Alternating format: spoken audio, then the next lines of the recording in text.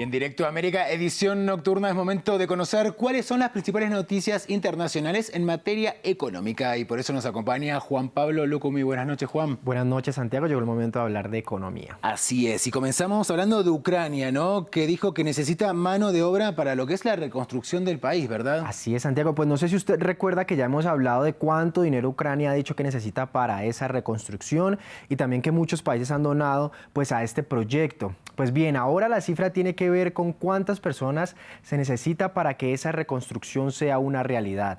Kiev dijo que serían en total 4,5 millones de personas las que tendrían que incorporarse al mercado laboral de Ucrania por lo menos en los próximos 10 años. Esto teniendo en cuenta que antes de la guerra, Ucrania ya sufría de escasez de mano de obra en ciertos sectores. Y este escenario se agravó con la salida de 6 millones de personas del territorio de ese país.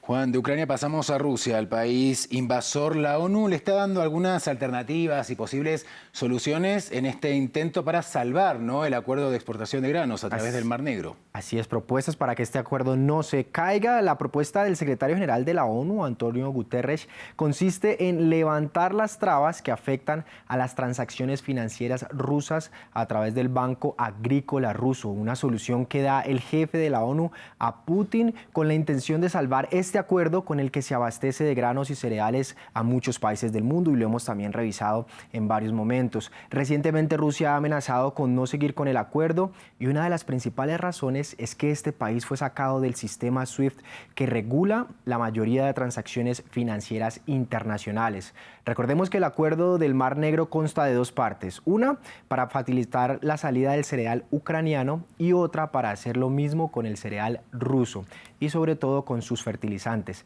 Pero Moscú se ha quejado desde el primer momento de que esta segunda parte del acuerdo no se está cumpliendo, y por eso Antonio Guterres dice que quiere garantías. Veremos cómo avanza, porque es clave para gran parte de la comunidad internacional, Juan, ese acuerdo. Así es. Vamos ahora con los indicadores de la jornada. ¿Qué nos dicen? Pues empezamos con Estados Unidos, porque este miércoles el optimismo invadió Wall Street y sus tres principales indicadores cerraron con ganancias, luego de que se conociera que la inflación anual de junio se ubicó en el 3% desde el 4% que alcanzó en mayo, y el optimismo llegó porque ese es el 10º mes consecutivo de que la inflación llega con esta caída. En otras noticias que afectaron los mercados de Norteamérica, el Banco de Canadá subió las tasas de interés a sus máximos de 22 años cuando aumentó los costos de endeudamiento en 25 puntos básicos por segunda vez en 2 meses.